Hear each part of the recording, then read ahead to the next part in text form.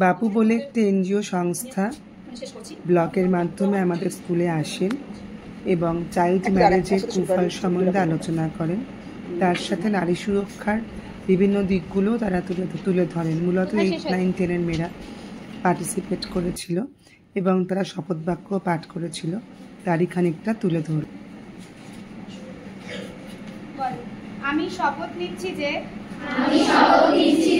সর্বদা বাল্যবিবাহের বিরোধিতা করব।